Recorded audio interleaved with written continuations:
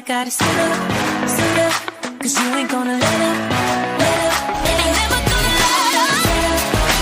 Never gonna fall. Here's your host, Kevin Warren. Thom Brennaman was on the top of his game as a sports broadcaster for radio and TV, having done Major League Baseball, NFL, and college football for major networks. Then in August of 2020, while announcing a Cincinnati Reds game and thinking his microphone was off, he said a word that is considered a homophobic slur, and his career was almost instantly over. But the author of The Word has helped Thom not be derailed in his faith by that one word. I started my conversation by asking him about early life. Well, I have a sister who's a year younger than me. My mom and dad were both going to the University of North Carolina and were married very, very young. Had my sister and me their junior and senior years there. And, my dad was trying to work his way up like everybody in this life, and you bounce town to town, and, we went from a number of small towns in North Carolina. Salisbury, North Carolina is the one that I have the most memories of. And then my dad, really his first big break was to go be a broadcaster in the old ABA for the Virginia Squires and also announce the New York Mets AAA team in Norfolk, Virginia. And my dad was from that area. My mom was from Richmond, Virginia. And so when we moved to Virginia, we all of a sudden were surrounded by a lot of family on both sides. And it was an incredible experience, and loved living in Virginia Beach. And then in 1974, my dad got the job with the Cincinnati Reds. And so we picked up the family in 1974, and off we went to Cincinnati and stayed right there all the way through high school. And I couldn't have asked for a better place to grow up. Well, I certainly have a fondness for Ohio, as that's where my wife grew up in Huber Heights area. Yeah. So let me ask you about sports and how, that factored into your life at a younger age. Well, when I was younger, I played them all. And then when I got into high school, the high school in the area where we lived in Cincinnati was one of the big soccer programs in the state of Ohio. And my freshman year, we had a chance to play in a state championship game. I spent all of that game on the bench as a freshman, but nonetheless, it was an incredible experience. My favorite of all of them by far was basketball. And I really enjoyed playing that in high school. I broke my leg in my junior year sled riding at a friend's house over Christmas break, and that wiped out my junior year of playing basketball. And in the high school I went to, again, we had the best basketball team in the state of Ohio. I would argue to this day, certainly the best in Cincinnati. And I would have had a chance, I think, to play my senior year as a sixth man, seventh man off the bench. But by the time the senior year came around, I had broken the femur, and it was back in those days, that was a really tough kind of injury to try and come back from. I don't use that as an excuse. I wasn't really any good in any of them, but I certainly enjoyed playing them. And I think you learn so much from them and playing them, and teamwork and toughness and all those kinds of commitment, all those kinds of things. And so I really enjoyed playing sports, and still do now, very, very much. I mean, when you get to be my age now, it's more pickleball than anything else, but that's about it.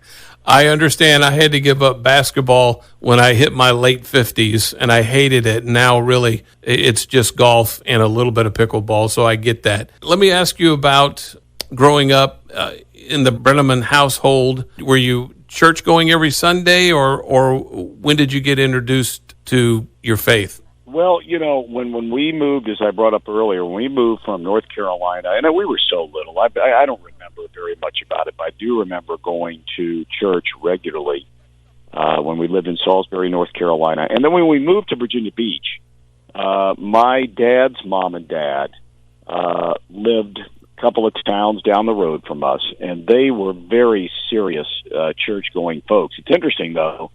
They were married for almost 60 years, and they never went to the same church on Sundays. My grandfather was Episcopalian. My grandmother was a Southern Baptist, and so they never went to church together on Sundays. And so my sister and me would pick which one we were going to go with, and we would go regularly. My mom would go. My dad was frequently working, either on a Sunday out of town or a Saturday night out of town, didn't make it back on Sunday, whatever it might be. But yes, we started going regularly. And then when we moved to Cincinnati, we started going regularly. But my folks separated and eventually got divorced, and my mom would take us as frequently as she could. She was working 2-3 jobs, and so we sort of, or I sort of, for lack of a better term, slipped off the radar. I don't think that there was ever a fraction of a second where I ever lost my faith or belief in God and Jesus Christ as our Savior, but I wasn't going to church regularly, and those were really, really difficult times for our family. When, back in those days, back in the 1970s, it's very, very different then than it is now as far as child custody hearings, things like that. It was a very ugly divorce, and I missed an entire year of school because I was old enough to go down and start testifying, and you're sitting down there in a courtroom and trying to, your mom's sitting on one side, your dad's sitting on the other, and you're having to look at both of them and pick which one you want to live with. So, it was a turbulent time, and but you know what? You got to find a way, and all thanks and praise be to God. You got to find a way to get through it. You got to keep going, and you can't use it as an excuse. And so there's no doubt that even though I was not going to church regularly, there's no doubt in my mind that God was the reason that I got through it. I have been in broadcasting since I started college back in the late 70s. I got into it at the small school that I went to, a Christian school in Oklahoma City, and have been in broadcasting to some degree every year but 1 year since then. But none of my kids gravitated towards radio. And so it's interesting, though, that you followed in your dad's footsteps, Marty, who spent, 40... I'm trying to do the math in my head. 47 years. 47 years as the voice of the Cincinnati Reds. When did you decide that that's what you wanted to do professionally, was to get into broadcasting? Not until I was roughly at the end of my freshman year in college. I was going to Ohio University in Athens, Ohio. The OU, I might add, and because we actually use it the way we say it, Ohio University, not OU and the University of Oklahoma. I say that tongue in cheek, but my parents and I had an agreement that if I was going to be one of the fortunate kids where I did not have to take out a student loan to go to college, that since they were paying for it, that all of my money that I spent at college, whether it was going on a date, whether it was going to have a beer, whatever it might be, that was going to be my money. And I was never going to, call home and ask for money because it wasn't coming. So I only bring that up because I had to work all the way through college. So I was a bartender my freshman year, and at the end of my freshman year, I used to work every summer down in North Carolina and live with my grandparents, my dad's mom and dad, down in the Outer Banks of North Carolina. They had moved down there by then. And I was in the car, and I was driving through West Virginia by myself, and I just remember turning on the radio, and Don Crickey, the old NBC legendary play-by-play guy, happened to be doing some NBC radio sports update on some affiliate in the middle of West Virginia. And he was talking about something that had happened the night before in baseball and in college basketball or something. And I remember thinking to myself, man, and this was pre-ESPN and all that kind of stuff, so it wasn't like you were just infiltrated. There was no internet. There was no computers. There was none of that kind of stuff. So, whatever sports-wise you learned about, you heard about it on the radio, read about it in the newspaper. Well, I was already, 5 hours in the drive. And remember thinking, man, it's the first time I can remember in a long time waking up and something that significant, whatever it was, happening in baseball, and I didn't already know about it.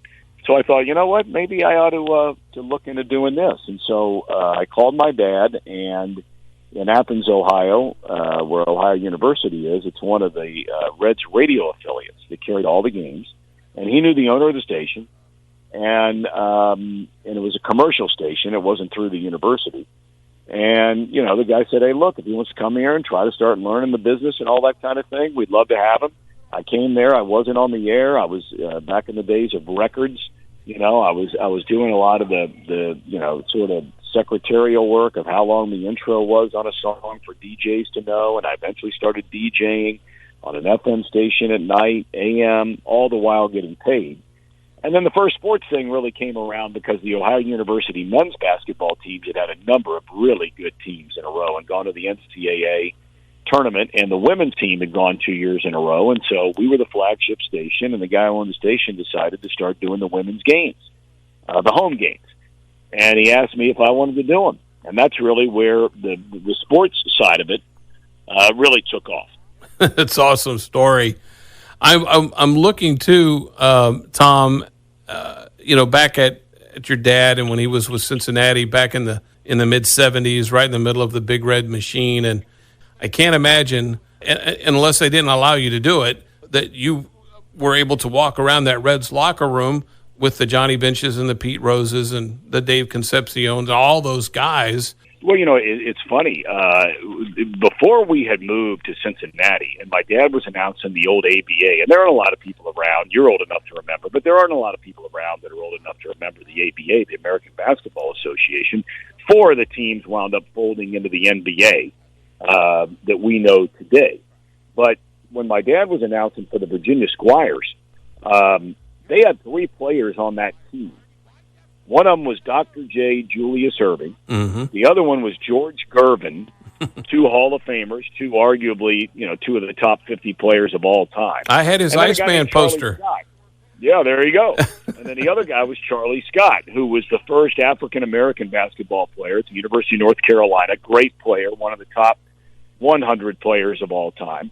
And so, I was a ball boy for the visiting team with the Squires. And so when I was 10 years old, I'm going to the basketball arena every night, and I'm working in the visiting locker room. And so back in those days, like the Kentucky Colonels had Artis Gilmore and Dan Issel, 2 more basketball Hall of Famers. Every team had, different guys, Marvin Barnes from the St. Louis Spirit and all these guys. And then when we go to Cincinnati, my dad gets a job in 74, and we go to spring training in Florida.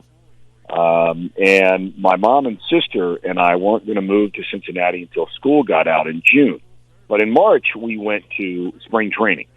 And the Reds were in Tampa back in those days. And I walked in the locker room with my dad. The first 4 people I met were Pete Rose, Johnny Bench, Joe Morgan, and Tony Perez. Now, as fate would have it, I was around those guys regularly for the next number of years. And now fast forward, think about this for a minute. I mean, if this isn't God at work, I don't know what is God at work, right? Fast forward, that was in 1974. In 1988, 14 years later, I am broadcasting the Reds games on television with Johnny Bench, and Pete Rose is the manager of the team. Now think about that for a minute. Mm-hmm. I mean, you talk about looking around and pinching yourself and, thank God for every single second. You just can't even believe it. And that's what happened. Yeah. In the early 90s, you did Chicago Cubs TV. And, of course, Harry Carey was a part of the broadcast crew for radio and television. How many years did you get to work with Harry Carey?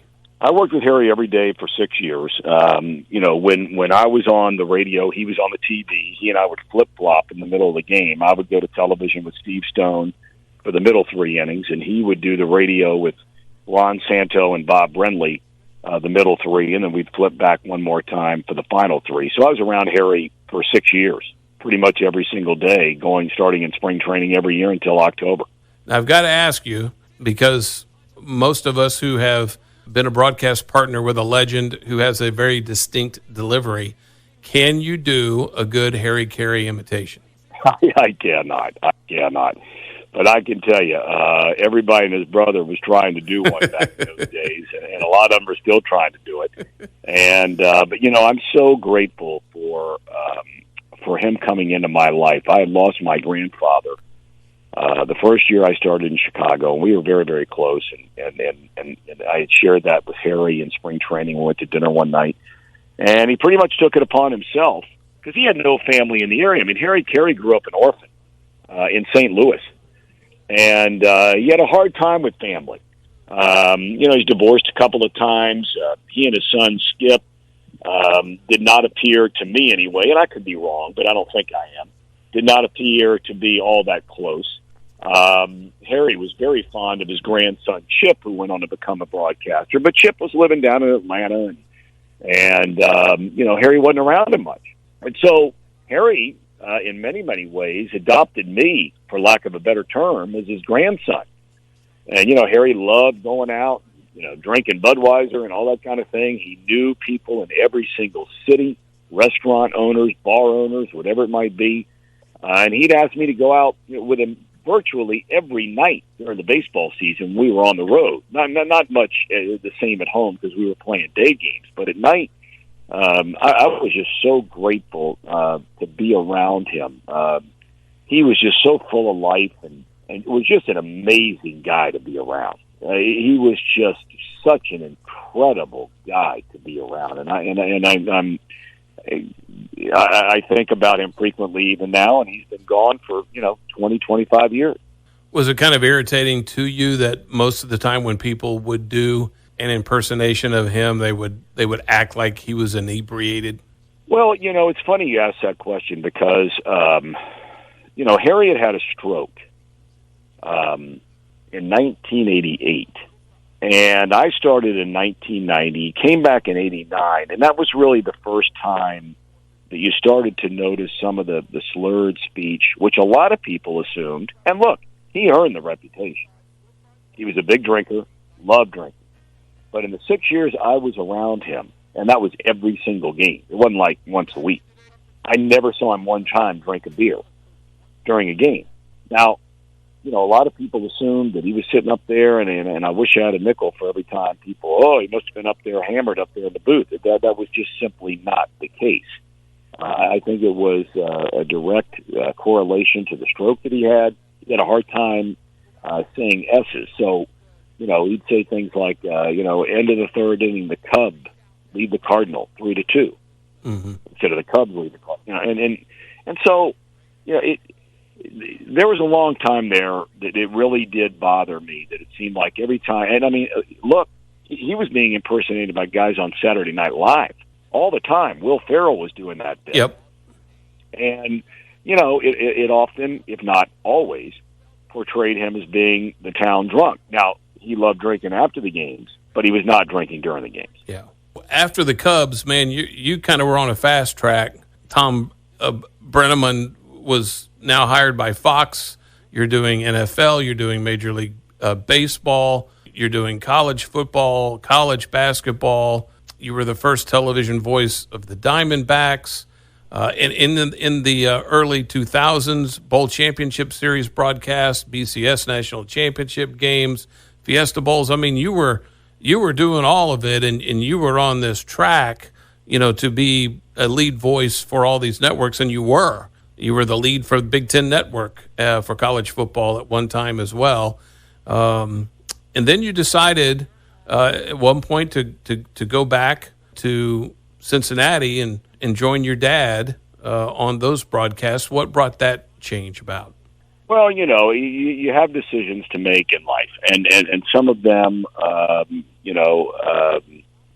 some of them you wonder if you did the right thing. I had met my wife. I did not get married till I was 38 years old.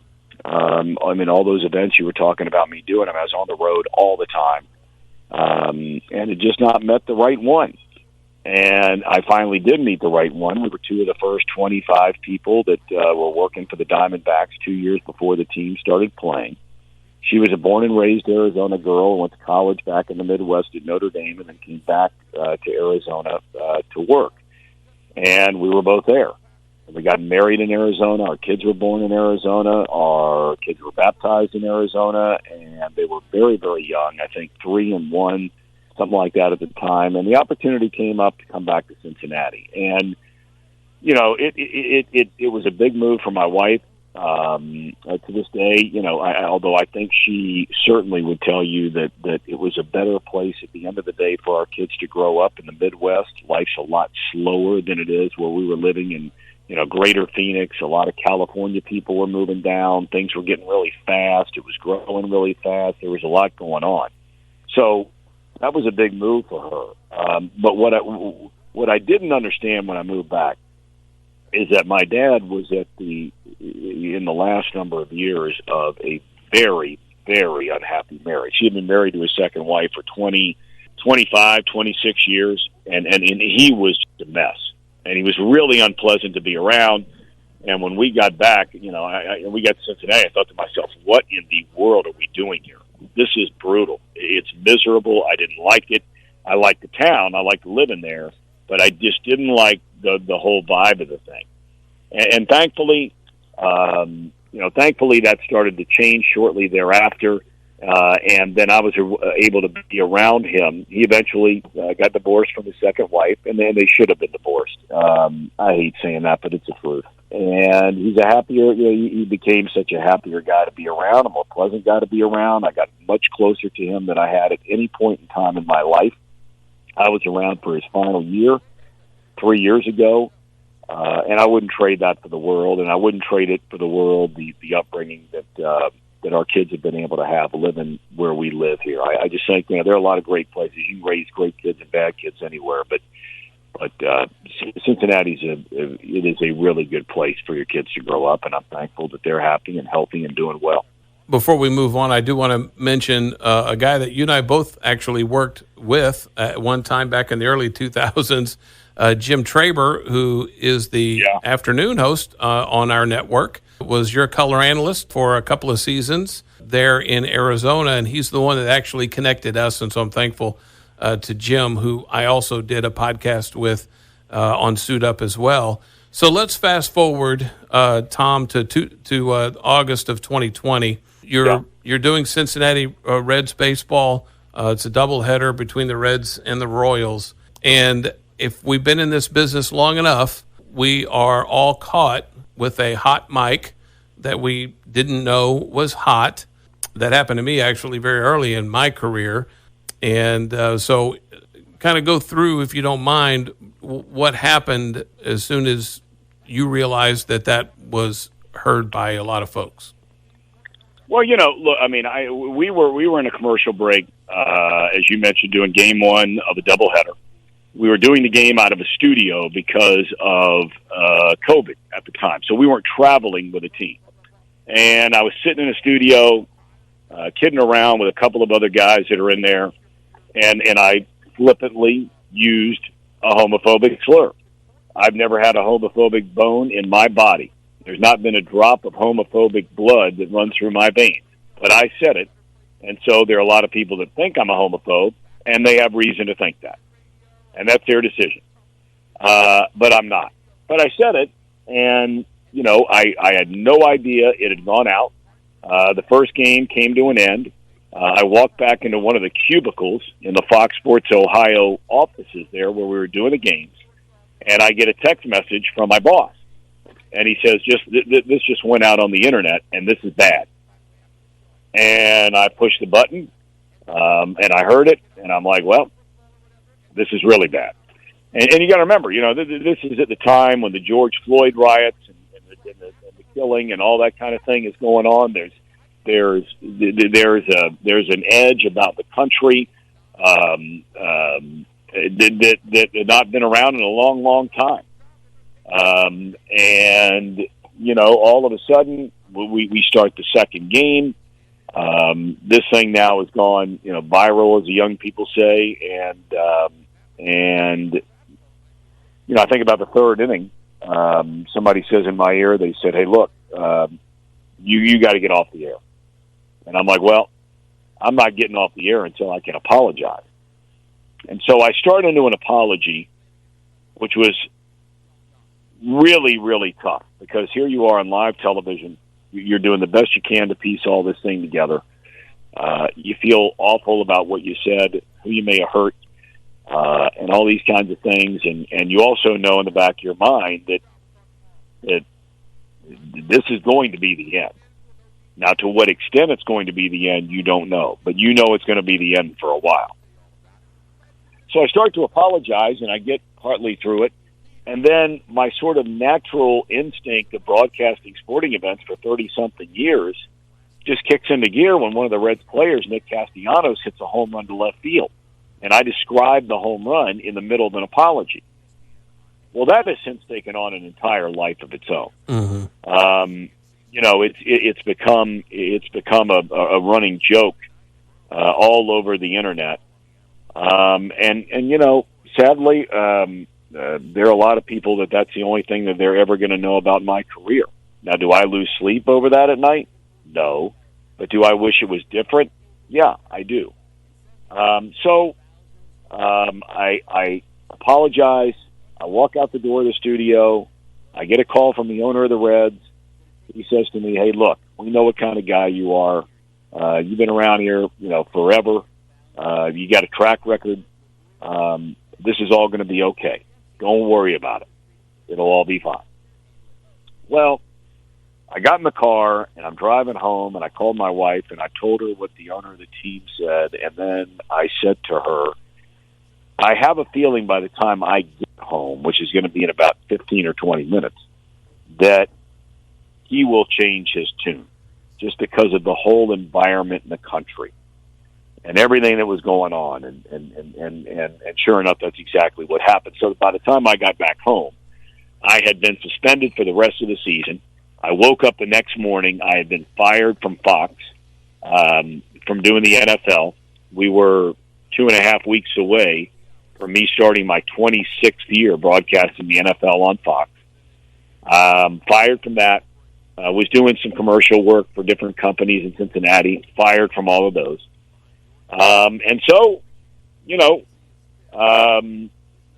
It was, professionally speaking, it's indescribable. You're just in a state of shock.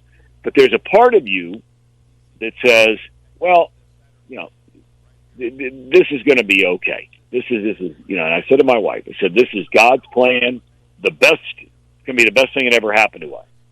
And on many levels, it was the best thing that ever happened to us. I had a daughter who was a senior in high school.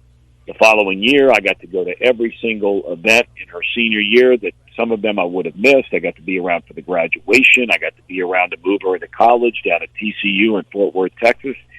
My son is an outstanding lacrosse player, goalie, and he became a starter of our high school team the sophomore year. Team won a state championship. I got to go to every single minute of every single game. I kept thinking sooner or later I'm going to get another chance to get back and broadcast again. Well, that hasn't happened. And, it tests your faith. It tests, your belief in your fellow man, about the ability to forgive. Mm-hmm. I think to myself, boy, all these people in the, network television world or even local television world, the local teams, baseball, basketball, football, whatever it is, you start to wonder, well, I guess none of them ever made a mistake. Because, I wasn't a perfect broadcaster. I certainly was not the perfect human being for forever and even now, every single day of my life. But until that moment, I have been broadcasting Major League Baseball for 32 years and the NFL for 25 years. And not one time did my employer ever wake up in the morning and read about me doing something in the newspaper that would have embarrassed them or their organization or their franchise or whatever it might be. And here, one word, it certainly changed everything and still has. So on the 2-year anniversary of that, just a few months ago, in reflection, because I know as soon as something happens, sometimes that's the road to take. Which I was going to ask you about, and I don't have to ask you about that because you said, "Hey, God may have something bigger and greater in store for me, for us." But now, 2 years later, are you still able to keep that faith and keep leaning on that idea that you may never be a big-time broadcaster again? It without a doubt, it tests your faith. It tests your faith in look, they called Thomas in the Bible Doubting Thomas. He was never called in the Bible Doubting Thomas. He was just asking questions of Jesus and asking, this or that, whatever it might be. And there are days and there are moments where you certainly question God. And when I say that, I don't mean that in any form or fashion in a blasphemous way. And I don't believe that God feels that way either. I really don't. He has a plan, and I believe in that plan. But there are moments, and I don't care who you are or how great your strength, I have to believe there are moments when everybody kind of says, man, is this going to change? And look, mine wasn't in any form or fashion, as my kids like to say, those are third world problems, because they really are. I made a lot of money for a long time, was very successful for a long time. My family wasn't going to have a hard time putting food on the table. We were still going to be able to send our kids to college. We lived in a beautiful house in a beautiful neighborhood and all those kinds of things. So my family wasn't starving. I wasn't starving. But, you really... there are days where you're just like, Lord, when is this, going to change, or is it never going to change? And the thing among everything that I'm so grateful for is that I have finally come to the realization, by the grace of God, that if I never broadcast another big time sporting event again, I'm okay with that. I'm really okay with it. I've done some high school football here in Cincinnati. I'm doing a talk show now that's streaming every single day. It keeps me busy, keeps my mind occupied. I'm able to go do something. Is it what I used to do? No. Is it ever going to be what I used to do? I don't know. But I do know that I am grateful for still everything that me and my family have been blessed with, and I never, ever, ever take those things for granted. Never. Well, I'm going to ask you bluntly, Thom, actually given name Thomas, which I thought was interesting. You bring up Thomas out of the Bible. That's actually your first full name.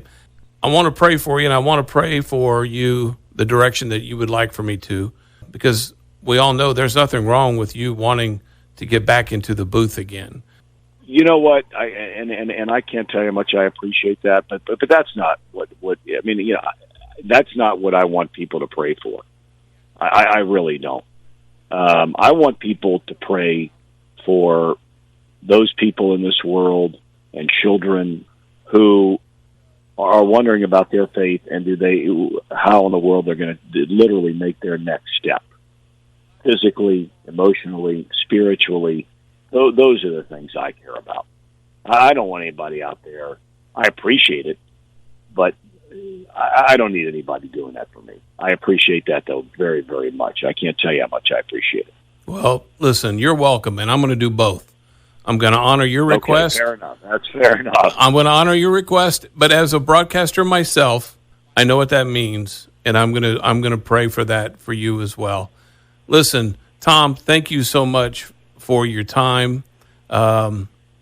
This world can be cruel at times, and you've seen the highs and the lows of it in a lot of different ways. I appreciate what you said here on this podcast about how your faith may have been shaken to a degree, but you landed on your feet in the middle of that faith to be able to carry you through to now. And I appreciate those thoughts. God is great, my friend, and I pray for you and your family and your listeners out there, and I pray you guys have a great rest of your day and a great tomorrow. My thanks to Thom Brennaman for being willing to tell his story on this podcast. My prayer is for Thom to be able to return to a big-time broadcast booth if that's what the Lord wants for him. For more stories like Thom's, go to the Suit Up website, suitup611.com.